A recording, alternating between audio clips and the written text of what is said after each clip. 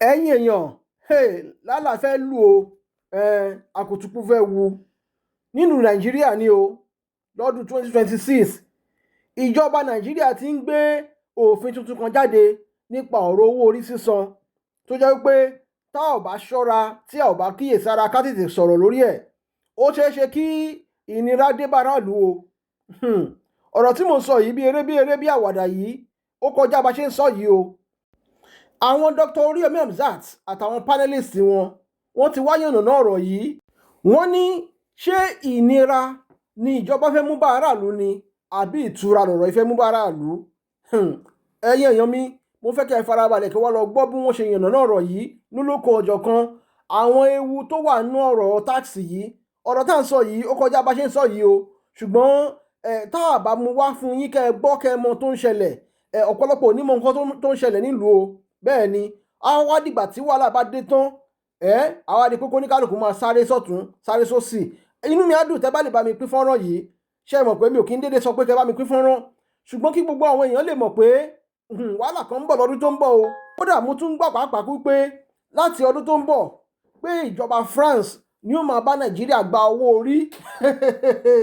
Nígbà tí mo tún gbọ́ yẹn mo ní ọ̀rọ̀ yàbí mi. Mo fẹ́ kẹ́ farabalẹ̀ kẹ́ wá lọ gbọ́ bí àwọn Dr. Oriyomi Hamzat àti àwọn panelist wọn bí wọ́n ṣe tún pẹrẹpẹrẹ ọ̀rọ̀ lónìí. Ó yá jẹ́ ká lọ gbọ́. Ẹ̀yin tẹ́ ẹ bá mọ̀ nípa owó orí tax a nídìí yín láàárọ̀ yìí. Tó bá yẹ pé ń gbọ́ wa a fẹ́ break àwọn nǹkan kan down. A fẹ́ yin ìjọba ààrẹ Bọ́lá Ahmed Tinubu.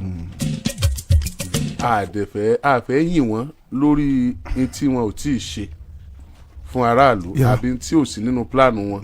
A fẹ́ overhype wọn. A dẹ̀ fẹ́ condemn wọn lórí aburú tí wọn ò ṣe. Ó wá wù wá ká mọ̀ nípa tá a fẹ́ sọ gangan. Ká fọ wẹ́lẹ́wẹ́lẹ́. Torí pé àwọn èèyàn kan ti ń gbé ọ̀rọ̀ kan tí ó mú àwọn èèyàn mọ́ káyà sókè. Regarding January. Pé by January 2026 lálà olú àkùtùpọ̀ òhù. Bẹ́ẹ̀ni. Wọ́n ní ìṣòwò tá a fi máa san owó orí pé tá a bá ra epo tó bá ti wọ 10 litres tó bá ti wọ 10,000 á sanwó orí ká tó kú ọ̀nbẹ nílé epo. Wọ́n sọ ọ́ débi pé báǹkì gan owó téèyàn bá ní báǹkì owó sì máa já owó lórí ìwà náà ẹrù yẹn ń bẹ ń gbòòrò. Débi pé mo fẹ́ẹ̀ rí mọ́ sọ pé bó wa ni sáà wà lọ kó ti báǹkì ilé báyìí ká gbà wọ́n ní ebi mi ò tún wọ̀ bẹ́ẹ̀. Oríṣiríṣi àwọn ọ̀rọ̀ yẹn ní lọ́ ń gbòòrò. Mo sì mọ̀ pé nígbà tí à ń sọ̀rọ̀ táàkì wọ́n fọwọ́ sí wọn ò fọwọ́ sí. Ní tí à ń sọ táwọn èèyàn ń sọ ńgbà náà nígbà táwọn aróòkè ọ̀yá yarí ni pé nítorí ìtara wọn ni ní tí ó ṣàǹfààní fún Nàìjíríà náà yarí fún kí wọ́n fọwọ́ sí wọ́n sì ti fọwọ́ sí ó ti dòfin báyìí wọ́n ní ó bẹ̀rẹ̀ ní January. Kí ni kọ́ ọmọ Nàìjíríà ọmọ retí o? Ìrọ̀rùn ní ìdẹ̀rùn ní àbí ìdàkejì ẹ̀. Èwo tí ẹ̀ làbúrò pé ìdàkejì. Ìrọ̀rùn ní ìdẹ̀rùn ní àbí ìnira àbí ìfaranini. Ẹ̀rín ní àbí ìpayín keke. Ẹkún ní àbí ayọ̀. Ìbéèrè yẹn nìyẹn. Ẹ tó bá mọ̀ nípa ọ̀rọ̀ owó orí dáadáa tax expert tí gọ́ọ̀mẹ̀ntì sọ pé àwọn fẹ́ ṣe tí wọ́n láwọn fẹ́ ṣe tax expert baba asati jẹ́ ẹ̀ta somebody call me from overseas ó ní ẹ̀sìn kú àmójúbà ìnira ń já bó ṣe sọnù. èmi dẹ̀ expect kan bá wa fọ wẹlé kí gọ́ọ̀mẹ̀ntì kó yẹ́rù mi gan kí n mọ bí ṣe ṣàlàyé. ààrẹ ń bá wa fọ. kódà àwọn tax expert yẹn gan wọ́n láti. English ni wọ́n ń sọ.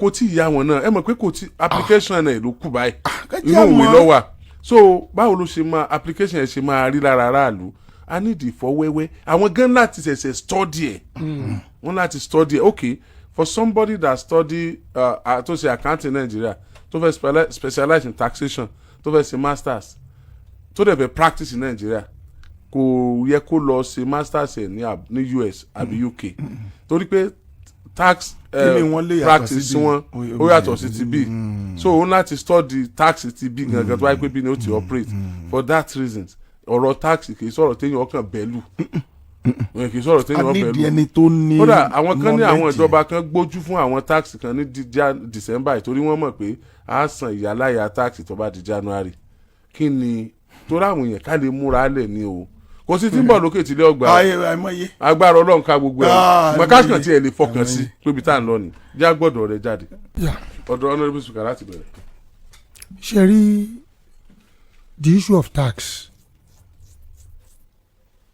ó jẹ́ nǹkan tí ìjọba tí wọ́n rí lẹ́lẹ̀ lórí jù fún ìdàgbàsókè àti ìlọsíwájú. ọ̀rọ̀ owó orí à ń pè àwọn kan ní direct tax àwọn èyí tí àwọn èèyàn máa ń yọ lórí sálárì tàǹgbà ní o lórí iṣẹ́ wọn lórí gbogbo ẹ̀ o àti àwọn tó ní businesses wọ́n pè ní direct tax. but gọ́ọ̀mẹ̀ntì rí i pé direct tax ó mú overlapping budget wọlé overlapping budget tó yẹ pé wọn lè fulfill budget wọn rí owó implement budget tó yẹ pé gbèsè ìyàwó òun ló wá pọ̀ so gọ́ọ̀mẹ̀ntì wọ́n introduce indirect tax na wọ́n introduce yìí ó wá jẹ́ ohun tó jẹ́ pé ó mú ìnira tàbí tí ó lè mú ìnira wọ ayé àwọn ènìyàn ṣùgbọ́n ẹ jẹ́ ká kọ́kọ́ wo kí ni tax gangan fún rẹ̀ torí kó ba lè yá àwọn èèyàn tá a bá bẹ̀rẹ̀ sí sọ tax jẹ́ owó orí ètí àwọn ènìyàn ń san sí àpò ìjọba fún ìdàgbàsókè àti fún ìjọba láti lò ó fún ìdàgbàsókè àwọn èèyàn tó ń san. ìtumọ̀ ẹ̀ ní pé bí ẹ bá san tax níbì kan ẹ gbọ́dọ̀ rí nǹkan tán fi tax yẹn ṣe ẹ gbọ́dọ̀ rí ìtumọ̀ tax yẹn owó orí yẹn ẹ sì gbọ́dọ̀ rí wípé àwọn tí ẹ san fún wọ́n ń lò ó bó ti yẹ kí wọ́n lò ó láì jẹ́ wípé a ò rí ibi tí ó ń bọ́ sí tàbí igbá otú òní tax yẹn lówó orí yẹn lọ. now ṣe wá rí ìjọba tó wà níta ẹ̀ wọ́n rí i pé implementing the budget àti direct tax tán gbà kò mú owó wọlé tó gbèsè overlapping budget dẹ̀ wà tó jẹ́ pé kán máa yá owó àwọn ìpè kí ló fà á n tó fà á ó ní corruption and mismanagement ṣe wá rí when taxes are mismanaged ṣe ráwọn tó lówó jù ọ̀pọ̀lọpọ̀ àwọn tó ń gba contract tó lówó jù yẹn ọ̀pọ̀lọpọ̀ ò kí ń san tax àwọn tó ń san tax jù ṣe ń gbọ́ sà ó ní àwọn civil servants. Most people tán lówó gbà bá fẹ́ gba contract náà máa lọ sáré ṣe tax clearance irọ́ láti gba contract jáde after that nothing comes to government again and the more you earn the more you have to pay. nílùú òyìnbó tẹ́ bá rí Britain tẹ́ bá rí America ẹ wo rú àwọn USA nísìn wọ́n lé àwọn ọmọ kan lọ sí school kankan bẹ́ẹ̀ táàksì òun náà fi ń fún àwọn míì tó ń lọ school tẹ́ fi pa àwọn míì ò sanwó gbogbo wọn ló ń sanwó taxation táwọn èèyàn ń san ní sẹ́rí kò sí tó free tẹ́ bá gbé pé wọ́n há oúnjẹ ọ̀fẹ́ ẹnìkan ti sanwó fún un so taxation is very important wọ́n pè nìkan ní tó kọ the prodigal son Jeffrey Archer is it Jeffrey Archer yes ara àwọn lords ní UK ni sẹ́gbọ́n tó kọ the prodigal son tó kọ Canaan ibẹ̀ ara àwọn lords ni kò san tax lórí àwọn ìwé ẹ̀ he was imprisoned for 7 years. Ara àwọn lords dẹ̀ ni ara àwọn olóyè tí kún ìgbé kínní lé lórí bẹ́ẹ̀ tó ń pè ní lords. So in Britain evading tax is one of the most dangerous things téèyàn gbọ́dọ̀ ṣe because òun náà fi manage ìlú fi lówó. The same thing in other senior climes but in Nigeria when we pay tax it is not utilized. ẹ jẹ́ kọ́ bẹ́ẹ̀ àwọn lò bẹ́ẹ̀ ṣe tax títí yín ọ̀dà bẹ́ẹ̀ ṣe tax ẹ̀rí náà lò bẹ́ẹ̀ ṣe tax so indirect tax wọn ni government wa introduce láti impoverish àwọn èèyàn kí ni jẹ́ indirect tax ni àwọn ìyá tó wà lọ́jà yẹn tí local government gbowó lọ́wọ́ wọn tẹ́lẹ̀ rí nǹkan fowó ṣe indirect tax ó ní owó orí títì a fẹ́ ṣe acne permit a fẹ́ ṣe kinní kan a fẹ́ ṣe lè tó pé àwọn ọlọ́kọ̀ ń san indirect tax ní owó tó ń gbà gáràjì lẹ́nu tó tẹ́ pé owó gáràjì tí wọ́n ti fún lówó ọkọ̀ orí ìta ní indirect tax lọ ó máa impoverish aráàlú sí ni indirect tax ní pé kán ní wọ́n fi levy kan mú ẹ o levy báyìí o gbọ́dọ̀ san báyìí they are indirect taxes. tí wọ́n bá ní nǹkan impoverish èèyàn ó gbà sọ̀rọ̀ lára èèyàn ni ó sọ èèyàn dolo ṣíṣí so ọ̀pọ̀lọpọ̀ indirect taxes ló wà nílùú yìí for example now indirect tax kan wà tẹ́ pé àwọn adé bank wọ́n kàn yọ owó yẹn ní àwọ̀ nobody cares about báwo lẹ ti yọ owó yìí wọ́n ní COT ni àwọn owó kan tẹ́ pé wọ́n kàn yọ bàràbàrà báyìí tẹ́ pé kò follow rules these are taxes that that comes on the people indirectly tẹ́pẹ́ àwọn èèyàn kàkú tó lè sanwó dolo ṣíṣí. Now indirect tax ó wà lára nǹkan tí ìjọba wa introduce nísìn tó jẹ́ pé wọ́n fàtẹ́gùn sí wọn bì kan wọ́n dẹ̀ ń jẹ wọ́n bí emere níbòmíì.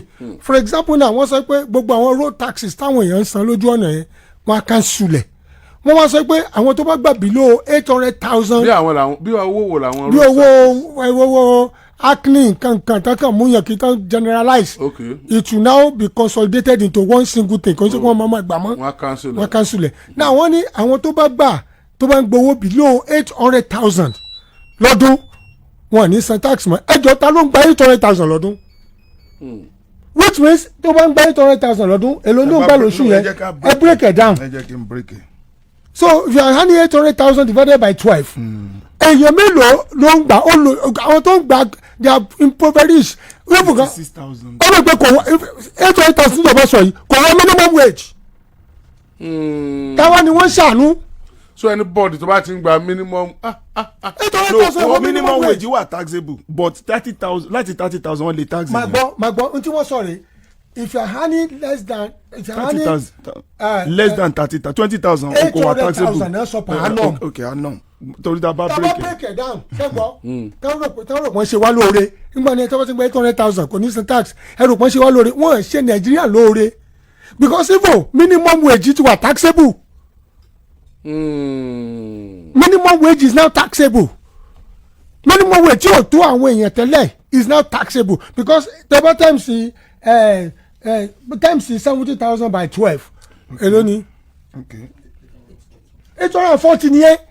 So definitely if you are earning 70,000 minimum wage is taxable. ẹjọ oore wo níjọba wa ṣe. gbogbo àwọn tó ní POS now they have been said to go and register. Now they will be paying certain amount of money wọ́n lọ register. ẹ̀dẹ̀ máa ń pẹ́ CAC director gan tó yẹ pé SMEs tó yẹ pé 9,500 yẹ ká máa gbà 20,000 gan náà san kéèsì tiẹ̀ náà wà lẹ́ báyìí. So they will be paying tax. They will have to go and register. These are young people who have no job. Tán lọ yáwó gba POS tí wọ́n ṣe níbi tó ń kálukú tí ń ṣe for survival. Now if you look at the Arab Spring, what brought about Arab Spring? A young Tunisian, a graduate tó ń ta ẹ̀fọ́. Ṣẹ́gbọ́n táwọn mú pé kó máa san tax tí kò rí sẹ́ o òun ló da petrol sórí ara ẹ̀ tó súnra ẹ̀. In front of the parliament into the Arab Springs then. So when ordinary people and when they begin to suffer unnecessarily and they have choked to the point where survival even become a problem to them, then you know there's a problem. Now kí ni problem ta ní country wa yìí tá a fi lówó lọ́wọ́. Margaret Thatcher in 1990 thereabout ó sọ kí ni kan. Only Nigeria is too rich to be poor. 83. Before John Major to take over.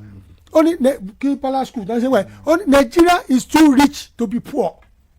Too rich to be poor. We have all the resources. We have the crude. We have everything. And we don't America gba boat to come with a super tanker. One fish bunkering. Till now, we have not heard about anything. So Nigeria is losing every day to the bourgeoisie, to the aristocrats, to the elitists, to the capitalists. They are growing fat and eating fat. The people in the government are growing fat and eating fat. Projects are projects that are not useful for the people. And when you don't prioritize the projects, the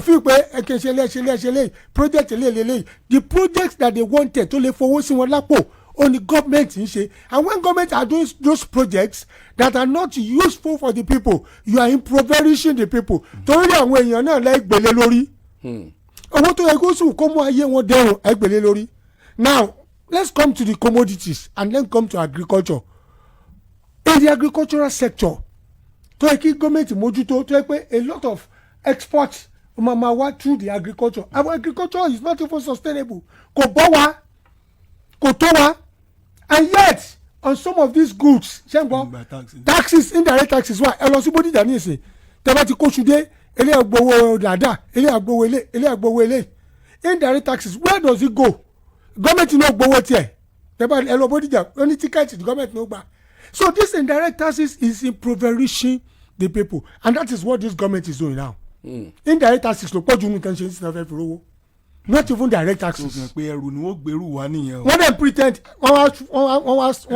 they now sold the dummy to us. Wípé ẹni tó bá ti gbà less than 800,000 wọ́n ní tax ẹ̀. Ẹjọ́ ta ló ń gba 800,000 minimum wage gan ju 800,000 lọ. But sir, àti ẹ̀gbọ́n kí wọ́n tax wà báyìí orí kí ni wọ́n wá gbélé kí ni a expect pé wọ́n mọ̀ yọ tí ó fi jẹ́ pé àwa gan ó ti fẹ̀mí sí pé iye báyìí ó kú òun owó mi o gẹ́gẹ́ bí owó orí o ǹjẹ́ a ní calculation of what percentage of what percentage. Calculations ten sorry ó vary from one sector to another ó vary gan until government comes ẹmọ tí government ṣe tí ò dáa what this government is ní tí ò dáa ni pé kò sí sensitization. Kò sí náà ni. ó wà o. There's no enough sensitization. When you don't have enough you don't have. Anyway. Because when you don't have enough sensitization, when people did not comprehend what you are doing. It is not sensitization. It is information. Information lásán ni. Information ni kò sí sensitization. torí ṣàlàyé rẹ̀. So when government is now. Iṣẹ́ kí ni mamsa ń ṣe? Mamsa ti lọ. Iṣẹ́ kí ni NOAA ń sọ? Ní ẹ̀ ń ṣe National Orientation Agency. Even the so-called revenue mobilization revenue tax kankan gbọ́n àwọn Isaac FRS you are not coming out to tell us what people should expect and what they are going to pay. wọ́n sọ let me land. ẹgbẹ́ tí mo fẹ́ lọ o wọ́n ní ọ̀nà mẹ́rin ni wọ́n pín ọ̀rọ̀ tax wá sí Nàìjíríà ẹ máa gbọ́ o the Nigerian Tax Administration. Number 2, the Nigerian Tax Administration Act. Number 3, go into mo fẹ́. Èbó lásán ni gbogbo ẹ̀. Gbogbo tí ì sọ. Èbó lásán ni gbogbo ẹ̀. O lè níjọba fẹ́ jà láàrin. No ta lè pé nìyẹn. Tẹ́ ẹ bá ti ní pọ́lísì tẹ́ ẹ fẹ́ ṣe. Tí pọ́lísì yẹn ò dẹ̀ yí ẹni tí ń rìn lójú títí o lè lẹ́fẹ̀ẹ́ jà. Bẹ́ẹ̀ jà kò sí. Kò ń ṣọlẹ̀ má jà pè lólè. Kí wá ni wọ́n fẹ́ ṣe. Let me tell you what the government is doing. Government fẹ́ woodwink wa. Ṣé gbọ́? Mo like ibi ẹgbẹ́ yìí. They are deceiving us already. No, it's not. You can and then if you know what this government use to survive, indiscriminate taxation kills businesses and kill people. Indiscriminate taxation. SME, small medium enterprise, they will be affected. So we go tell them fún wọn pé as caveat as palliatives níbí o ṣe ẹ ti gbà somewhere else. Are you getting it? Nígbà tí ẹ sọ fún àwọn students nísìnyí pé ẹ fún ní student loan ṣe gbọ́ network wọ́n dá padà o but the university fee ó wá increase sí. But government wò pé wọ́n ti ní alternative. But alternative kan you are impoverishing the people in a way tẹ́ ẹ fẹ́ kan suspect.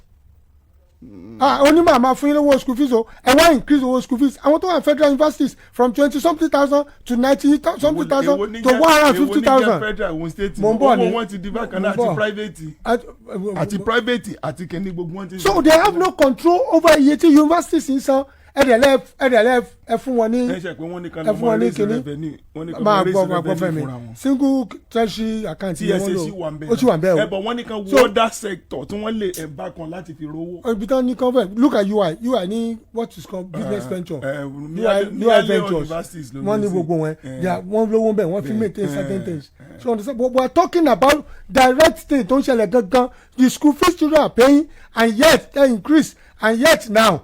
So infrastructure increase go to these universities go and look at the infrastructures there's nothing to write home about now infrastructures suffering still persists in tertiary institutions every time I go law school láti dọ̀ yìí tí wọ́n ṣẹ̀ṣẹ̀ lọ school ní ìsìn àwọn medical àbí nǹkan ní látọ̀tù kẹ́sẹ̀ lọ so what are we not talking about so this thing is not reflecting our daily life ẹ̀ mọ̀ tí tax reminder tẹ́ bá rí result yẹ. Tax man da tó bá reflect in your life. tax man da tá a bá ní ìjọba olódodo tó ṣe olódodo síra rẹ̀ tó sì ṣe olódodo sáráàlú. ẹ̀sẹ̀ tó yẹ pé owó tí ń wọlé yẹn ń na ní ọ̀nà òdodo judiciously fún aráàlú láti benefit. ibi tí wọ́n ti ń sọ fún wa pé tax yìí wọ́n tún máa ń ṣàyẹ̀wò iṣẹ́ tí àwọn èèyàn ń ṣe bí iṣẹ́ rẹ̀ bá fẹ́ ní problem wọn á máa ràn án lọ́wọ́. Can I tell you something? Tell us, sir. If you are in UK ṣé ń gbọ́ mi tí ẹ bá apply to government pé fẹ́ dá business lẹ̀ bank àwa ṣe survey irú business yẹn proposal yẹn wọ́n dẹ̀ fún yín ní moratorium bíi 5 years tán nígbà tax ṣé ń gbọ́ wọ́n á máa monitor yín wọ́n wò pé what do you need ẹ̀ mọ́tò fi ṣe bẹ́ẹ̀ because of the ripple positive ripple effect tó máa ní kí ni positive ripple effect yẹn tó bá maintain business ẹ amu social vices kúrò lù wàá gbà àwọn èèyàn ṣiṣẹ́ unemployment ṣe what is the yardstick tí gọ́ọ̀mẹ̀ntì wọ́n fi ń judge unemployment wọ́n ní iṣẹ́ tí wọ́n ń ta ẹ bèrè pé ṣàlówó ń ta iṣẹ́ ọ̀kadà iṣẹ́ pos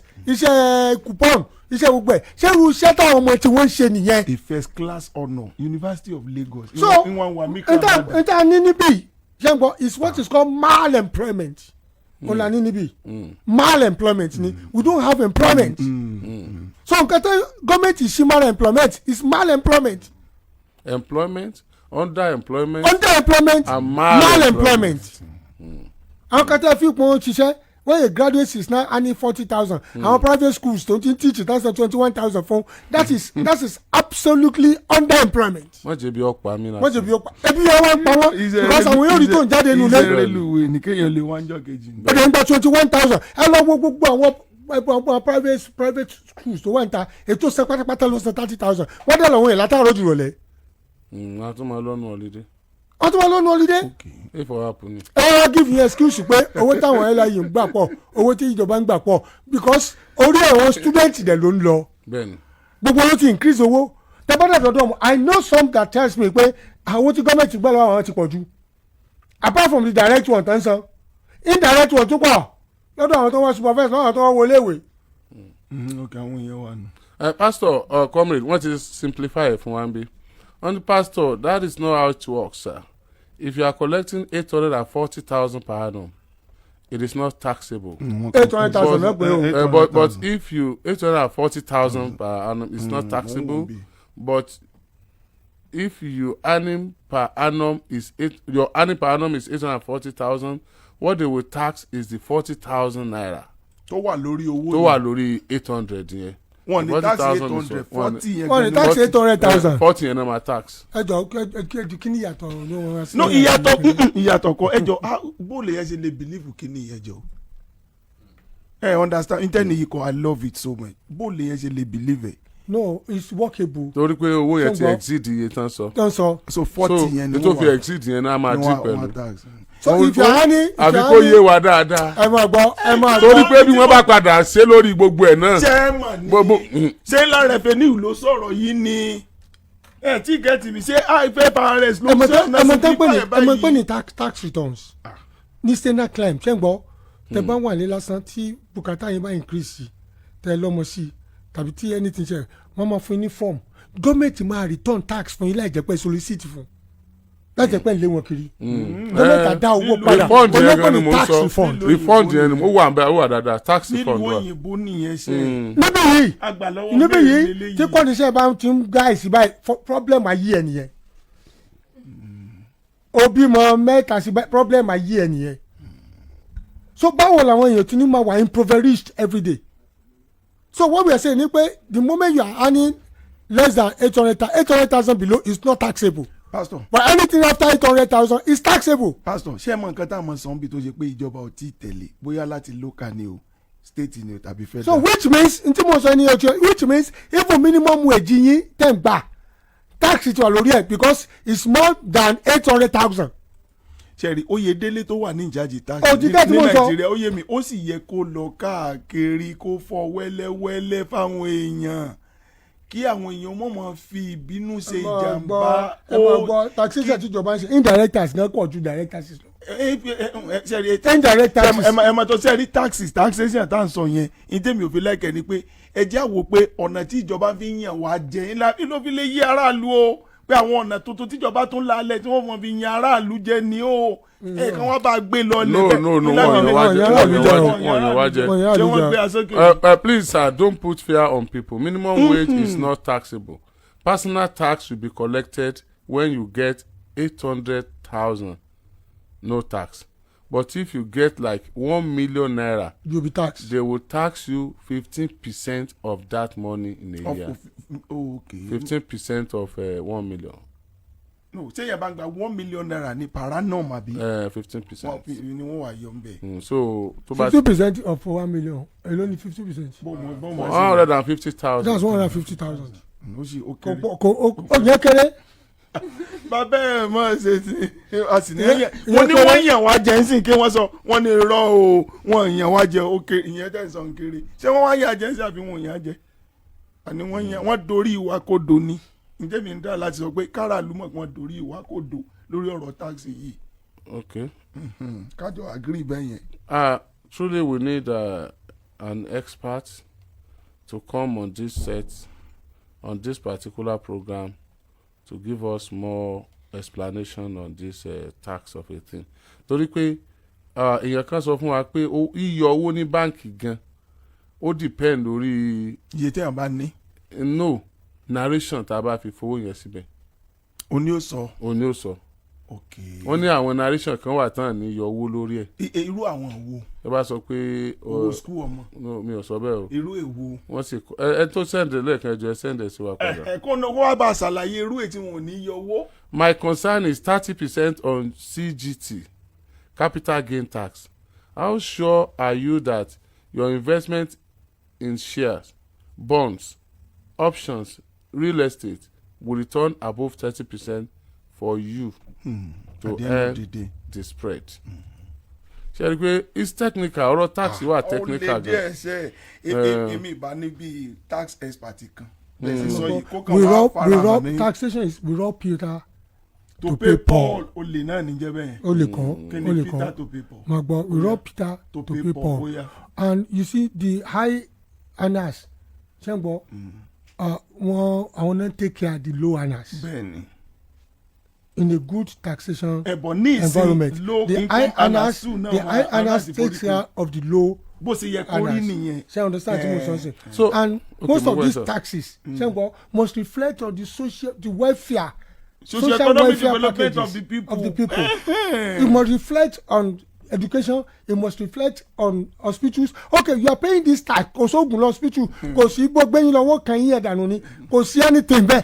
ọ̀tọ̀ tó ní inú ọ̀tọ̀ làgùtẹ̀ yìí wọ́n lágùtẹ̀ àjẹ kọ́kọ́ wò farabalẹ̀ náà. àná ń jà wọn ló lè ẹni lò. Primary health system is not even working. Pastor, tíjọba bá ti fẹ́ ṣe pọ́lísì tó ṣe pé wọ́n fẹ́ rí owó sápò ara wọn wọ́n wá máa lo àwọn nǹkan kan tó ṣe pé wọ́n fi máa mọ́pọ̀ owó kù ní society. No, I mean I don't want to believe that. Ó yẹ ká san tax. Mi sọ pé ká máa san. Mo mọ̀. Tax is a must. Mi sọ pé ká máa san. Okay. Ètò ẹ̀ sọ ni pé ká rí reflection, a positive reflection. Tàbá sọ ká rí positive reflection ní society. I agree on that. Tẹ́ bá dẹ̀ fẹ́ ṣe nǹkan ní UK, tax ID yín wà very important. Bẹ́ẹ̀ni. Níbẹ̀ yẹn. How many of us ló ní tax ID bí? National insurance national insurance NI a ní bí TIN làwọn ń pè tí wọ́n bí TIN tax identification number. ṣé ẹ mọ̀ tọ̀dọ̀ yín tax ID yín. lẹ́yìn pé mo kàn wọ́n ń gbowó mi lóṣooṣù. so fine wọ́n yọ. gbogbo èèyàn ló gbọ́dọ̀ lọ ní tax ID báyìí. TIN how do we get it? ibo ni wọ́n lọ. owó ni wọ́n tún fi gba tax ID. ẹ sì ní wọn ò yàn wá jẹ ó níyẹn o ẹni wọn yàn wá jẹ ní wọn ò gbèrú wa. owó ni. ọmọ kan lọ bẹ̀rẹ̀ lánàá tó sọ fún pé tó lọ ṣe POS tó ní 35,000 fún ti. tax ID. bó lẹ ṣe wá sọ fara. wọ́n lè sọ pé wọn gbọ́dọ̀ mọ̀ mú wá báǹkì báyìí. TIN àbí. bẹ́ẹ̀ ni by January o lè má lè gbowó ẹ̀ tó wà ń bẹ̀ o lè má lè open account mi o lè má lè operate account ẹ̀ láì mú tax ID. àìbá ti jẹ́ lo Yorùbá tí ó yà àwọn èèyàn wípé ṣé wọ́n gbèrú wa ní mímí. wọ́n gbèrú wa. tax is important and tax is compulsory. I know very well tax is important. ṣùgbọ́n irú tí nǹkan fẹ́ fún ọ yẹn tó tún gbogbo. tí ẹ bá ṣe bí. ṣẹlẹ̀ dàbí NIN táwọn èèyàn gbowó lọ́wọ́. ẹ bá ṣe bí káàdì tàbí ń dìbò. ǹjẹ́ FIRS lè wá feature lórí program. no yaba ní ká lọ bá PRO wọn á lọ bá náà. ẹ jọ do that for us. a ti ń ràn yín sí PRO wọn déètì tí wọ́n wà nìkan àwọn náà ti ń gbọ́n sí. déètì tí wọ́n wà nìkan fún wa láti wá ṣàlàyé fún wa. ṣé owó tí yẹn ó yẹ ká san owó ká tó gbà ní àbí àwọn kan gbà àwọn èèyàn tí ò bá yẹ ká san owó bò lèyìn ó ṣe rí gbà then tax yìí gangan kí ni káràlú expect because we are not trying to. kì í ṣe pé yẹn fẹ́ rojú kọjọba ṣùgbọ́n a fẹ́ kí àlàyé kìíní yẹn kó sàn sílẹ̀. we are not trying to create fear. no. a fẹ́ dẹ́rù baraàlú. ṣùgbọ́n a fẹ́ káràlú tí àkókò ní choice. ká ní òye àwọn tí wọ́n ti ṣe tá a bẹ̀rẹ̀ ó ti wọ òfin àásán náà ni ṣùgbọ́n a gbọ́dọ̀ mọ kí n la san. owó tẹ́ gbà lọ́wọ́ mi mo gbọ́dọ̀ ní understanding. direct taxes the government introduce they are wonderful things but indirect taxes is killing people. bẹ́ẹ̀ni mo agree. indirect taxes is killing people. èmi agree pẹ̀lú yín ṣùgbọ́n bí tẹ́mi sọ ni pé bẹ́ẹ̀ ṣe sọ good kan wá ṣàlàyé rẹ̀ pé yín tó jẹ́ ká gbé báyìí ká gbé báyìí. ó dàbí ìgbà kan gbowó signboard local government tó gbowó signage the state government tó gbowó signage how many times you want to pay that. so bíta ló yẹ kó gbà. etí ó nísìnyí àwọn kan wà tán ní san tax o. bẹ́ẹ̀ni ẹ tó bá yẹ pé gbogbo owó tó ń ní lọ́dún kò bá tó yẹ kò kọjá 800,000. kò ní san tax. kò ní san tax ṣùgbọ́n àtòṣìṣẹ́ ìjọba àtẹ̀tí èso òṣìṣẹ́ ìjọba ni o ṣùgbọ́n tó wù ẹ́ bá ti wá kọjá 800,000. eléyìí tó fi kọjá yẹn ni wọ́n wá tax yẹn lé lórí. nítorí bá fi kọjá yẹn ni wọ́n gba 15% lórí ẹ̀ irú oní 1 million kan yẹn 200,000 tó lé yẹn ni wọ́n máa gba 15% lórí ẹ̀ not the whole 1 million. Yes, exactly. So that's fine. ṣé wọn kò yé wa bọ̀ díẹ̀ díẹ̀ báyìí. Now ṣé báńkì ni ó wá yọ direct ni àbí a lọ san fúnra wa àbí no sẹ́rí ìdí. yàrá ni yíyọ direct. baba àwọn tí ó jẹ́ pé they are not getting direct payment but it behoves on everybody to be honest. Pastor. It behoves on everybody. That's the problem. Honesty, transparency, fairness. Àwọn tó bá problem náà nìyẹn. o lè gbà ní sẹ́mu the government if government is not utilizing it well and people are not honest with paying their taxes then something is wrong. No, what you think about utilize as a so and Sherry, it should be open for people láti gba counsel láti lè approach tax offices láti lè fún wọn ní pé nbàlẹ̀ tí máa ṣe nbàlẹ̀ tí máa ṣe iye báyìí lẹ́ ń pa lóṣù irú àwọn tó ń gba owó indirect rẹ pé àwọn bíríkà jẹ́ pé ojoojúmọ́ náà ń gba owó wọn ọ̀gẹ́tì mi 5,000 bíríkà tó ń gbà láàárọ̀ 150,000 yẹn ní oṣù ọ̀gẹ́tì mi but the point the government is not doing ṣé ń gbọ́ o ní pé àwọn ní 15% wọ́n mọ̀ yọ what about the condition the welfare condition of the people n táwọn òyìnbó máa ń put into consideration yẹn mọ́tò mélòó ló ní irú mọ́tò wo ló ń lò ọmọ mélòó ló bí ṣé o rent ilé ni bí wọ́n ti yọ kúrò nù gbogbo àwọn ẹ̀ wọ́n yọ rent wọ́n yọ kínní kan but these things has to be explicit. tí wọ́n blanket ní tax fẹ́ máa yọ blanket tax ni. èmi ìbá ní ká mú kínní mọ́ ẹ jẹ́ kí. àwọn èèyàn náà kì í san tax ẹ mélòó ló ń san tax. àwọn FRS ọ̀dọ́ wọn. ṣe are we encouraged to do that? No. I think one is you must come to equity must come with clean hand. Àwa méjèèjì la jẹ̀bi o the people are not paying tax. No awakọ ìjọba ló jẹ̀bi. Thank you. èyí tí wọ́n ń gbà tá a dájúlẹ̀ báyìí tí wọ́n ń pín láàrin ara wọn tí wọ́n tún fi ń oppress wa. wọ́n jẹ́ English yẹn wọ́n fi oppress wa. wọ́n tún fi ń oppress wa. ṣé níbi tí wọ́n ti ń san tax dáadáa ṣé bó ṣe ń oppress aráàlú nìyẹn. ní bàbí. sáràlú ò ní ṣe sáràlú ò ní béèrè kí n fi tax àwọn ṣe. aláwọ̀ náà ní ṣe torí pé ń san tax ọ̀pọ̀lọpọ̀ wò san tax nàìjíríà. do we pastor we are paying tax. ẹni ká ti explain indirect tax. pastor before now láti san tax tá a lẹ́nu fún tax tá a san ojoojúmọ́ ẹ gbé iná wá ẹ fún wa ní band A band B band kìíní kan without our consent kí lè fi tax wá ṣe ẹ lọ́ọ́ ẹ fowó kún owó epo ẹ yọ ẹ sọ táràlú benefit lára ìjọba náà níbi ìdọ́dọ̀ wa ń bì ẹ sọ táràlú benefit ojú títì wo ni ṣé ẹ má lọ fẹ̀sí Ìbàdàn ẹ má lọ fẹ̀sí Ìbàdàn ẹ sọ táràlú benefit lára ìjọba ẹ sọ fún wa just tell us. ṣé n sọ fún yín táràlú benefit oppression suppression impression. English yẹn ni mi ò lẹ ẹ máa ìpọ́njú. Let me tell you something ṣe rí amúkùn ọrùn ẹ wọ́ olókè lẹ́ ń wò ẹ wò sàlẹ̀ ṣẹ́rí tax culture kò sínú kínní wa that's why government is misbehaving tax paying tax àwọn civil servants nìkan àtàwọn certain business owners. ìrọ̀ àtẹni tó bá fẹ́ contest election. wọ́n sọ àrùkù sanka níjọ àrùkù sanka níjọ wọ́n sàsàn kankan. ṣé wọ́n kò sàn kankan ni wọ́n sàsàn kankan. àrùkù sàn kankan wọ́n sàsàn kankan. tọkọ sàn lọ gbà lábẹ́ igi. àní wọ́n sàsàn kankan wọ́n sàn kankan o. tí wọ́n bá sọ wọn ní ojú ń ṣe alẹ́ báyìí tẹ̀ rí àwọn. inú ọ̀rọ̀ táàsì náà ni.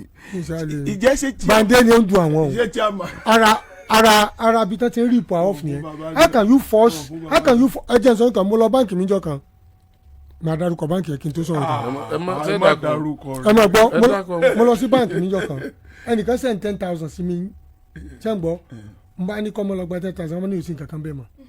o ẹ ti jẹ ọmọ rẹ rẹ ti jẹ pé. bẹ́ẹ̀ni sọ̀nà nọ́mbà ní òsín kankan bẹ́ẹ̀ mọ́ I now went to the bank ṣé ń gbọ́ nọ́mbà ní àwọn upgrade account mi ní sí premium. mo ní ẹ̀yin àti talẹ́gbọ́ sọ tí mo bẹ̀rẹ̀ ní upgrade.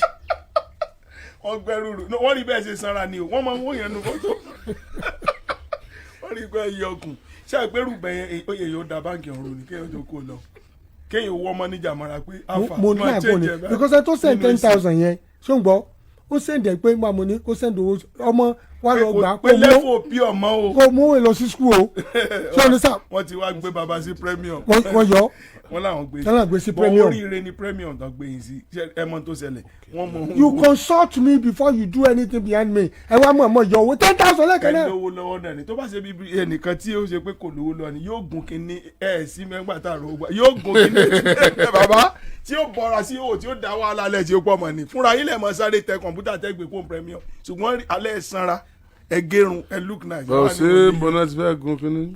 níbo wọ́n gun báńkì nígbà tẹ olówó dé yẹn ok ẹ̀yin ò rí fídíò yẹn tí wúmà yẹn yí aṣọ rẹ̀ tó bọ́ sí báńkì tó. sẹ́lú mi ní wàá yẹn. pásítọ̀ ní wàá. ẹ̀yin náà mo sọ wọ́n níkùn wọ́n gẹrun wọ́n lù fún àgbọ̀n náà irú yín gan yẹn máa lọ nítorí prep kí lẹ́yìn gan wọ́n bí 10,000. 10,000 kéèyàn kan sẹ́ni sí mi jẹ́jẹ́. ẹni tó sẹ́ndì kínní yẹn sí wa lẹ́ẹ̀kan bí wọ́n ṣe narrations tẹ sẹ́ndì lẹ́ẹ̀kan àmọ́dí tó tún fi ń disappear o ẹ bá wa sẹ́ndì ẹ̀ padà. pé àwọn gan ti tó gẹ́tì fáàtì mi pé àníkíní yìí ò tí ì lójútùú ó jẹ́ ká náà sáré gbé kó lórí wọ́. when the kind of thing is free we can generate it ourselves. àwọn tó lọ síbẹ̀ 35 náà ní kó mú wa o. ẹ fún wa ní link tá a fi generate ẹ fún wa ní link tá a fi generate. no wọ́n ti ẹ̀ ní ká tiẹ̀ lóhùn ó ní 2 months tó ń ti ń ṣe oníkóníyàn ò tí ì work tí ìyẹn ò tí ì ráyè work so gbogbo nǹkan tí wọ́n wá sálàyé. àmọ́ kó wọlé yìí. kò tẹ̀ má lọ encourage irú nǹkan bẹ́ẹ̀. ó ti encourage already báyìí. kò encourage. Government will still come out to speak well about taxes. We are inviting them, let them come and say it. no ẹ̀yin dẹ́ máa lọ. ilé mo sọ I will go. I expect yín kẹ́ lọ sọ́dọ̀ wọn ẹ ṣe.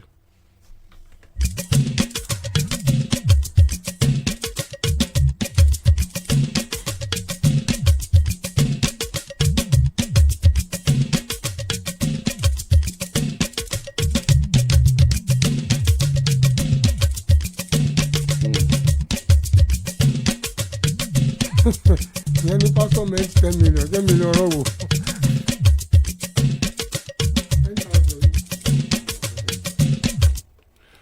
How to pay less tax in 2026 wọ́n ti gbé wa padà. Okay. Wọ́n ní tax is not about money. Tax is not about money. Okay. Tax is not about money entering your account. Tax is about what that money actually meant for. What that money actually is. If you describe money wrongly, it may look like income and you pay more tax. If you describe money wrongly, it may look like income and you pay more tax. If you describe it correctly, you only pay tax when required and nothing extra. àlàyé wà lórí gbogbo owó nìyí. Let me show you how you can use description to minimize tax legally. Simple description you can use legally. 1. Money that is not income, no tax. Use this when the money is not payable for works or business. Situation description to use. Number 1. when family members send you money they should write gift or family support. So you have to tell ẹ láti sọ fẹ́ tí ó fún yín lówó etí ọkọ ni o narration ni o. Number 2, when friends pay you back your money he or she should write refund or reimbursement. Number 3, when you move your own money to another account which is personal account to you write personal transfer or savings. When someone lends you money he or she should write loan receipt. If you put your own money into business write capital contribution. ẹ jẹ́ kí n sọ kí ni kan ẹ jẹ́ kí n sọ let me tell you something lọ google ma gbogbo ìjáde fún ẹ. These do not attract us when they are true. Let's keep informed ahead of 2026 taxation reform system. Now, you know where my problem is? My problem is we have a society that is highly impoverished. A society that is running and gunning for survival. A society the future is bleak. A society tó jẹ́ pé lawlessness and criminality ló characterize it. A society tí ìpọ́njú pọ̀. It's not going to be how to keep on getting more tax from them, but rather than making life easy for them. But Sonny say low income earners are going to get better. But in a similar climb, ṣé income support wà fáwọn tí ò rí nǹkan kan rárá? Is there income support? Gbogbo tó ń sọ látàárọ̀ lórí táàkì kò sí income support fẹ́ni kankan kò sí welfare packages fún wọn ju pé àní máa san tax fún yín lọ. How do you want to improve their lives? Credit facilities dà fún wọn. Income support tí tó bá ní I know senior climbs when you are earning certain salary and it's not enough to cater for your family, maybe family of 4, family of 3, government you have to ask for income support. Government have for income support. Ṣé income support wà ń bí? So a kàn sọ pé ò ní wọ́n ní your tax. Ṣé n tó ń gbà tí ò tó táyé ẹ̀ ti fẹ́ ta kí ni iṣẹ́ gọ́ọ̀mẹ̀ntì láti rí páyé ẹ̀ better? They are not talking about that. Bí wọ́n ṣe gbowó lọ́wọ́ wa ni wọ́n sọ. They are not talking about making life better ju pé kó remain the same bó ti wà lọ. So you understand pé ayé rẹ̀ ò tó tẹ́lẹ̀ àní gba tax lọ́wọ́ ẹ̀ àní yọ lẹ́nu ṣùgbọ́n ayé ẹ̀ tí ó tó o mọ̀ bá lọ bẹ́ẹ̀. I want to believe they have plan for us. I'm not saying they don't have plan. What are the plans? No, is that I want to believe assumption. Wọ́n á sọ fún wa. Honourable Speaker, kí ló fa Dangote àti NMDPRA kí ló fa àwọn papọ̀? Nǹkan burúkú ni táwọn yẹn. Dangote ti petition ICPC lórí ọ̀rọ̀ yìí. Sherry, if you look at the trend ní oil industry, the moment Dangote came on board kó tó dípò ń dispense rárá ní wàhálà ti bẹ̀rẹ̀. Tán ti ní sọ́fọ̀ pọ̀ nbẹ̀ sọ́fọ̀ pọ̀. Ìgbà tó yá price war bẹ̀rẹ̀ tán pé iye báyìí ló ń gbé jáde iye báyìí ni ó yẹ kó gbé jáde. Tó náà fi ń tó àwọn àṣírí kan. Tó náà fi ń tó àwọn àṣírí kan pé ẹ náà ìgbà tí wọ́n ló sọ fún ẹ pé importation máa kill local production. Àwọn the other side náà sọ fún ẹ pé importation yẹn gangan ló ń stable prices. Government wọ́n ṣe kinní kan wọ́n leave window open wípé kí market kó determine currency wa. So you understand when market is now determining our currency that's all and more importations are happening again definitely the naira will be at the mercy of dollar.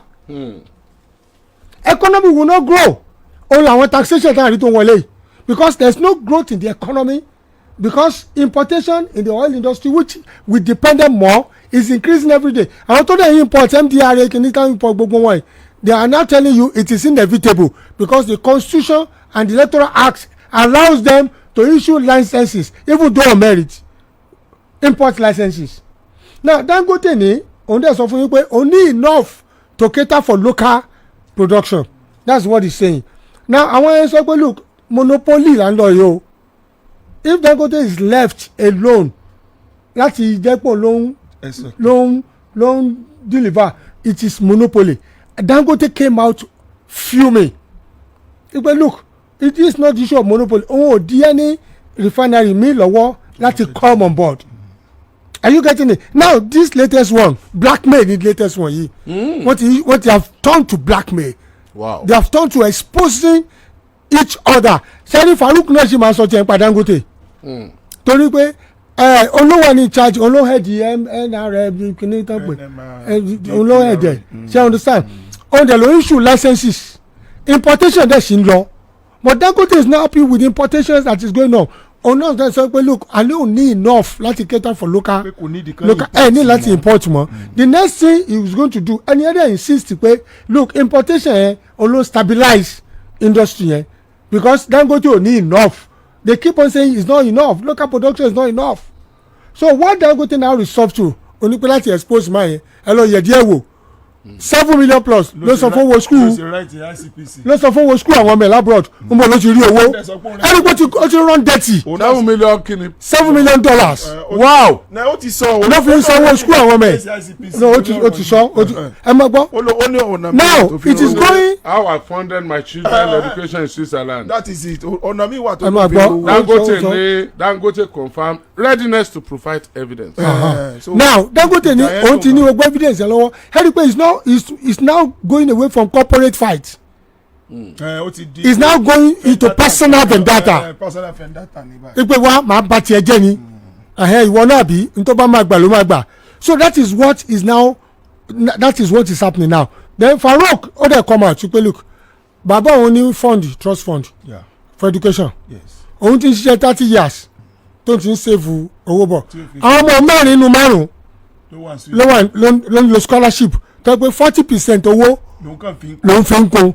Now he said he can provide evidences of all this. But now when you now look at public servants tó ń san 7 million fún secondary school ṣẹ́gbọ́n you begin to etí ẹ̀ máa tingu mo ń bọ̀ etí ẹ̀ tingu Dangote ṣe àwọn ọmọ tó ń gan secondary school Nigeria náà ti lọ secondary school it is true Nigeria náà ti lọ but are they living the same life that other children were living? No, absolutely. What I hate in this saga oni wípé it has gone personal now. ẹ̀rọ mẹ́tàwá house wa ṣe tó ń bí mi nínú jù wọ́n ní ẹ̀bọ́n ti máa pẹ̀tù sáàrin wọn. Dangote ti write petition follow the petition of is it right or wrong kó o náà tún àṣírí ibi tí Dangote bá ti ṣe mistake kí gbogbo ẹ̀ fọ́nká kọ́fí rí. No house ò ní gbà kó fọ́nká because. farabalẹ̀ Fẹ́mi there is already a petition pé ẹni wà fraudulent ó wà corrupt ẹ ní sọ pé kẹ́ ẹ bá wọn parí ìjà ẹ follow petition tí yẹn náà kọ due process. ó ní reason táwọn náà fi sọ bẹ́ẹ̀ tí wọ́n bá ti ń fa lọ bẹ́ẹ̀ àṣírí máa tún yóò kà wọ́n tó wà lórí ìjókòó bọ́ ẹ jẹ́ nǹkan gbé báyìí ṣé civil servant do máa yẹn ti explain bó ṣe ń rówó lọ́ọ́ fi fund àwọn ọmọ ẹ o ilẹ̀ sọ yẹn pé trust fund oríṣi scholarship and many other things ìyókù tó kù 40% yẹn ìlú ló ń fi kún but the point is as a civil servant bó ló ti ń rí 40% tó fi kún èló gangan lówó tó ń wọlé fún ẹgbẹ́rún sí máa. èló lówó tó ń wọlé fún lóṣù paranum èló ni 40% yẹn jẹ́ lọ́n where is he getting that money ìyẹn ló ẹ̀ka ICPC kan tán náà wò. ó ti ní kan lọ civil servant ni. I think it's $5 million ó ti ní kan lọ wo iye díẹ̀ wò. ní pé káwọn iye tẹ́ ń gbà ní lóṣù o. $5 million yẹn tó wọ́n fi wọlé tó fi parí àbí. no fún secondary school àwọn ọmọ yẹn for complete education àwọn ọmọ yẹn secondary school ẹ. ibi olóòtú ní gbogbo yẹn náà ní. $5 million. civil servant mo ló ti rí. ó ní dájú òun sorry one thing about me ni pé this thing is getting dirtier. I disagree with you pastor. ó dirty. I disagree. mo gbọ́. I disagree. Let us it's not dirty. It's not dirty. ó ti wà personal. It's not personal. Ask him tí o ìbá aṣòwò Nàìjíríà ní kó. Oh no, that's so where is getting more dirtier. It's not dirtier. It's more cleaner. It's cleaner. Okay. Ṣé bí na sọ̀rọ̀ tax nísìn? Bẹ́ẹ̀ni. À ń béèrè pé kí náà fowó wa ṣe. Bẹ́ẹ̀ni. Wọ́n sọ tán fowó wa ṣe nìyẹn. wọ́n fi sanwó skul ọmọ wọn. wọ́n fi sanwó ọmọ. ṣé bẹ́ẹ̀ kẹ́ wọ́n ìjọba tó sanwó skul ọmọ lẹ̀ kó tó kú o. ìtẹ́ mi sọ rèé tí mo fi ló wà dirty. ṣé n gbọ́ it is dirty because it has moved away from the corporate exposure. it is corporate. it is corporate. it is not personal. it is not personal sir. so blackmail. it is not blackmailing. it is fact.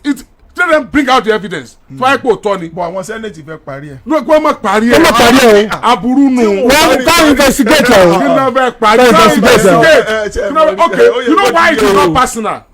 Gbogbo àwọn owó ìṣèbíbì kan ló ń lọ. Inú àkùkọ ni. Wọ́n sọ bí tó ń lọ fún wa nìyẹn. Owó wa. So wọ́n wá wo salary ẹni tó ń ṣe $7 million lówó school ọmọ ẹ̀. Fọ́tí tó fi ń kún. Wọ́n wá wo ta ló bí wọn wọ́n lógun bàbá wọn ni wọ́n wo ta ló bí wọn yẹn wọ́n wo bí bàbá wọn náà ti rówó tẹ̀wọ̀ tó wà láta akúkú rí náà akúkú jogún wàhálà náà ni. Bàbá yẹn ló gbé lẹ̀ tẹ́lẹ̀. látòrí bàbá náà wọ́n ti ń gbé sọ́mọ wọ́n wàá ṣèwádìí. mi nìkan máa ṣèwádìí cause and effect wa Dangote tó sọ̀rọ̀ fún rẹ̀ ṣe ń gbọ́ why is he now coming out ranting about the other man too. yóò sórí rẹ̀ ayé Dangote ò ní bàjẹ́ láì jẹ́ para wọn náà kọ́ ọmọ sẹ́yìn mọ̀ pé ẹnìkan ṣe $7 million $5 million sẹ́yìn mọ̀ pé ẹnìkan ṣe láì jẹ́ páàrin wọn dàrú táàrin àwọn yẹn ò bá pilẹ̀ dàrú ìyá mẹ̀kúnnù ọmọ jẹ. ẹ kó lọ expose ti Dangote kó lọ expose ti ẹ. àdàlẹ́ sọ bóyá ẹ̀gẹ́ ní gbè tẹ́lẹ̀. kíkà ní kó sọ. bóyá mi owó ẹ̀gẹ́ ní ti rí $7 million. but it's annoying when you see somebody tó rán ọmọ ẹ lọ secondary school for $5 million. I mean no it shows a lot of things it's like medical tourism. torí pé bóyá ọmọ náà kúkú ti ń ṣiṣẹ́ báwọn bóyá kú ti ń gba sálárì nínú owó. ọ̀rẹ́ tí wọ́n gba sálárì bẹ́ẹ̀. owó epo wa tẹ́ mọ̀. tọ́lẹ̀ wà ní skul tọ́lẹ̀ tí ń gba sálárì. ó bá ṣe rí láì jẹ́ kó dẹ́tì bẹ́ẹ̀ yẹn a ní kú òbí tá a wà. aráàlú ò ní kí gbogbo wọn fẹ́ kan go dirty. adúrú àwọn tí wọ́n kówó epo ńgbà kan tẹ́ ni wọ́n dákọ̀ owó tẹ́lẹ̀ fún kówó epo tẹ́ dákọ̀ wọn tẹ́lẹ̀ wọn dákọ̀ wọn tí wọ́n bá bẹ̀rẹ̀ sí dákọ̀ wọn yóò dẹ́tì náà ni. àwọn tí wọ́n ń gbè lẹ́yìn àwọn tí ń pààyàn àwọn bandit náà ń sponsor wọn tí wọ́n bá bẹ̀rẹ̀ sí dákọ̀ wọn yóò dẹ́tì náà ni torí tẹ́ bá sọ pé ìwọ ni yóò nírọ́ ni ó dìgbà tẹ́ bá sọ pé ó ti gbàgbé ẹjọ́ báyìí tó wá sínú yàrá rẹ̀ tí wọ́n gba iye báyìí ó ti gbà pé torí ìjókòó báyìí lẹ́fi dá wọn lẹ̀ yọmọ dẹ́tì báwọn láti ní bá pilẹ̀ tí ń tu àmọ́ dẹ́tì ìjọ dẹ́tì ní Nàìjíríà àmọ́ dẹ́tì mọ́ kí wọ́n mọ́ dẹ́tì. Another thing is this ṣẹ́ngbọ́n kí ni reason ṣẹ́rí we have to look at issue holistically. ó mì pé tí Dangote náà bá suffer lórí ọ̀rọ̀ kò ní sọ jáde. ó mì pé tí Dangote náà tí wọ́n bá máa issue licenses. ẹja gbé báyìí aburú ó lè pẹ́ dùn. ẹ mọ̀ pé aburú tí o mọ̀ ṣe wọn tí wọ́n fi mọ̀ tú àṣírí ara wọn jáde. ọlọ́jọ́ mọ̀ ṣe wọn ṣé ẹ ti gbàgbé pé nígbà tí èèyàn méjì tó kóra wọn pọ̀ láti mọ ẹyẹ ẹnìkẹta jẹ nígbà táàrin wọn bá tó dàrú lẹ́nìkẹta ò tó mọ ló tó gbádùn ayé ẹ̀. ló tó gbádùn ayé ẹ̀. àwa sí lẹ́nìkẹta. àwa àdúrà wa nígbà tí kìnnì ìbá àwọn tó fẹ́ parí ẹ̀ nísìnyí àwọn lọ́tà Nàìjíríà. n tí mò ń sọ nìyẹn o kí lè fẹ́ parí ẹ̀ fún. ṣé wọ́n ń jà ní. mo lérò pé ó ti lójú tí wọn ó ti kí gba. ni wọ́n ń parí ṣé wa náà fẹ́ parí ẹ̀ ẹ̀ dà. ẹ máa gbọ́ ṣẹ́rí they should investigate what this man is talking about wọ́n láwọn fẹ́ settle rift yẹn. Alhaji don't say $5 million say $7.5 billion wọ́n ti calculate it. ẹ̀dàkùn ṣe ń gbin ẹ̀gẹ́ ni. ẹ̀gẹ́ wọn tó bá ní ọ̀sán yìí dẹ̀gẹ́ sẹ́gbẹ̀ẹ́ bá wọn tó gbà sáà ní sọ yìí dẹ̀gẹ́. ó yà máa bí ẹ lórí káàkiri bóyá dápadà máa ṣe káyìn náà. $7.5 billion ẹ wà mọ problem ta ní pẹ̀lú Nàìjíríà $7.5 billion. àwa ń kígbe pé ẹni àmọ́ ṣe táàsì ó wá ń dun àwọn èèyàn ẹ mọ problem ta ní ẹ fún wa lọ́sẹ̀ mẹ́ta ó pẹ́ jù ànígbọ̀n kankan mọ́.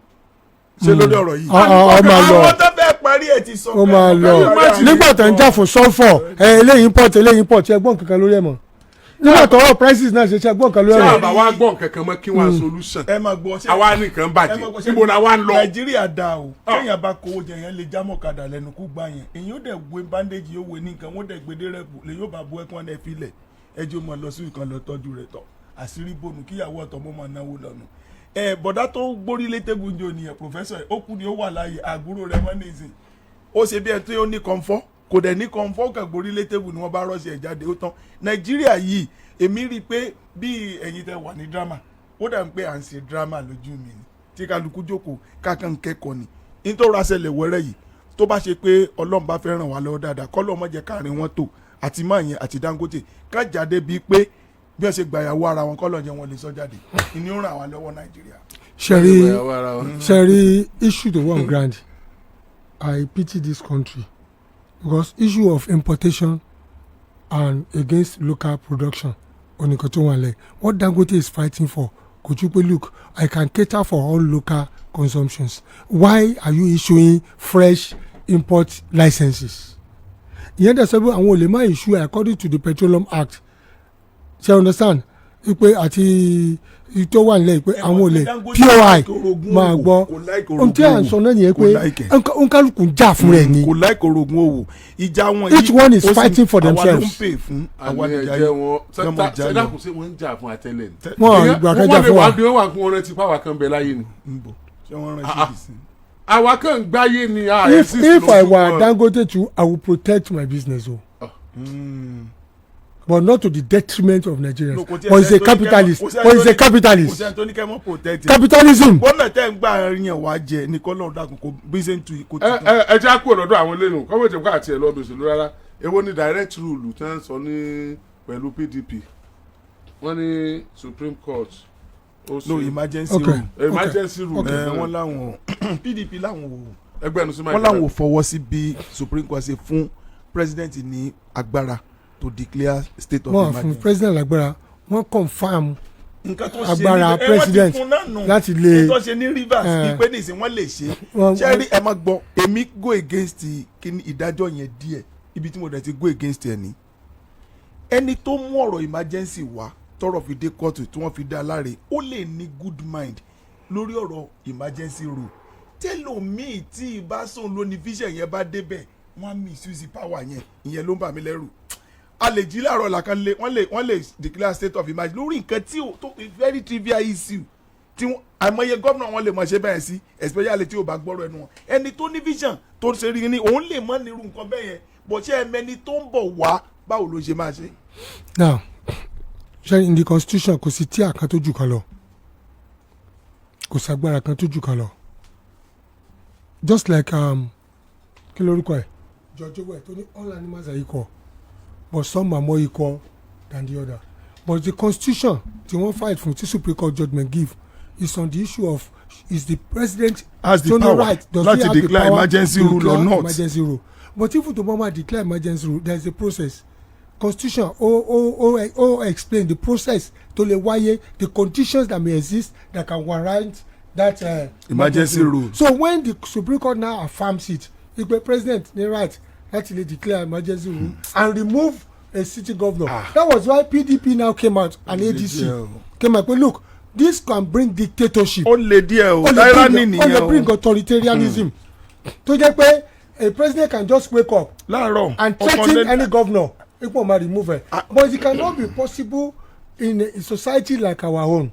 Anybody, if a lot of people rose against it. A lot of people say different kind of things. But in terms of this in Kakanso Jupe, we should be very careful. That is it. So that and to the power drunk, konide, come no opportunity and that lacuna in the constitution pé on kuku lágbára láti declare state of emergency. Come on, declare state of come on your governor, but you will. Anyhow, and that is what ADC and PDP is saying. What the point? One point. Mo rò pé the federal government is planning these days. Láti declare state of emergency lórí àwọn state kan. And that is why. Ara ń pu èmi náà ni. Ara ń pu mi. Táwọn ADC. Ọmọ jẹ pé àwọn náà wọ́n dájà lẹ̀. Àwọn náà wọ́n declare. Ibi lọ nìyẹn. Ṣé wo ti western region nígbà kan tó fa àdá ní Ìbàdàn bí lẹ́nu gbogbo ẹtí bẹ́ẹ̀ tó fa àdá ní Ìbàdàn bí tí wọ́n yọ àdá yọ àkésíra wọn níbi emergency room nígbà tí tàbá balẹ̀ wa kàdédé sọ pé ẹ̀jẹ̀ ń sàn nínú House of Assembly níbí ní Western House tí nǹkan ẹ̀jẹ̀ kankan ò dẹ̀ sàn tẹ́jẹ́ ò sàn ìyẹn ló ń bà mí lẹ́rù kó mọ̀ ṣe pé wọ́n kàn ó pé ẹ lọ dájà lẹ̀ ìtawọ̀ ṣẹ̀nu ṣe gẹ́tẹ̀ wọ́n mọ̀ fi kíní ẹja ìjọba gbà sí o. àwọn ilé níbi wọ́n lè ní vision tó dáa o ẹni tí ń bọ̀ ẹ̀ mọ́ o. wọ́n interpret the constitution fún wọn ni but there is a process and that process ni. pastor wọ́n ti declare rẹ̀ tán kí wọ́n tó máa sọ̀rọ̀ process o. àti PDP sọ pé it can be exploited. wọ́n lè lò. power corrupts power. and absolute power corrupts absolute. Thomas Jefferson. tọ ẹ̀yin èèyàn wa ní gbogbo ibi tí ẹ bá ti ń gbọ́ wa iléeṣẹ́ àjọ elétò ìdìbò nípínlẹ̀ Ọ̀yọ́ wọ́n ní ká sọ fún yín o pé gbogbo orúkọ tẹ́ ẹ fílẹ̀ ń jò ní pátápátá ẹ̀yin tẹ́ ẹ ṣe àyípadà bí tẹ́ ẹ ti ń dìbò ẹ̀yin tí káàdì yín sọnù tẹ́ ẹ béèrè padà ẹ̀yin tí ẹ ṣẹ̀ṣẹ̀ gba tuntun tẹ́ ẹ ṣẹ̀ṣẹ̀ béèrè fún tuntun wọ́n ní kí ẹ wá sí iléeṣẹ́ àjọ elétò ìdìbò bẹ́ẹ̀ bá pé bíi 50 30 ẹ lè kọ orúkọ fún èèyàn kan àti ibi tẹ́ ẹ kọ síbẹ̀ pé ẹ fẹ́ dìbò kẹ́ ẹ kọ́ ọkọ yín bẹ́ẹ̀ ṣe kọ́ gangan kẹ́ ẹ lọ chẹ́ẹ̀kì ní àjọ elétò ìdìbò wọ́n ní kẹ́ ẹ wá wo orúkọ yín táwọn kọ bóyá àwọn kọ dáadáa kẹ́ ẹ wá wo ibi táwọn gbé yín sí bóyá ibi tẹ́ fẹ́ wọ́n gbé yín sí lóòótọ́ nìyẹn kó tó di pé wọ́n tẹ̀ jáde wọ́n ní àkókò táwọn fi ilẹ̀ yìí òun làwọn fi ń sọ fún gbogbo aráàlú láti wá yẹ ń tẹ́ ẹ kọ fúnra yín wò pé síbẹ̀ ṣe kọ́ síbẹ̀ náà ló jáde torí pé tí ẹ bá fi wò tí àkókò yìí bá fi ré kọjá lọ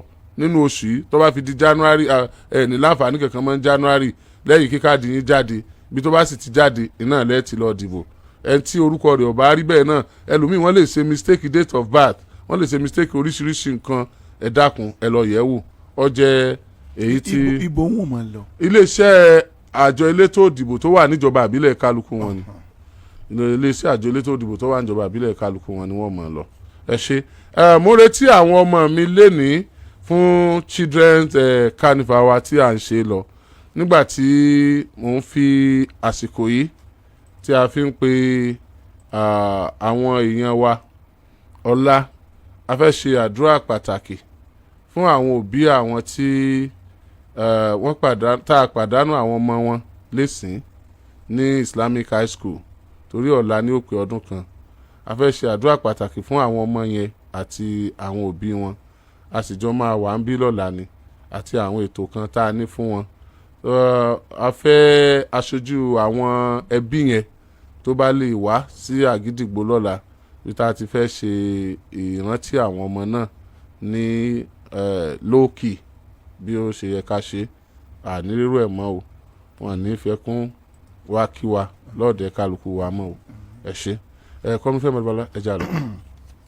láti ọ̀dọ̀ mi comrade Fẹ́mi Babalọ́lá Ọbagun lórúkọ mi ó dàrọ. honourable speaker. Ṣẹ́gun Ògúnbàyí lórúkọ mi. ìran ọba ní fìyàn joyè nílẹ̀ Yorùbá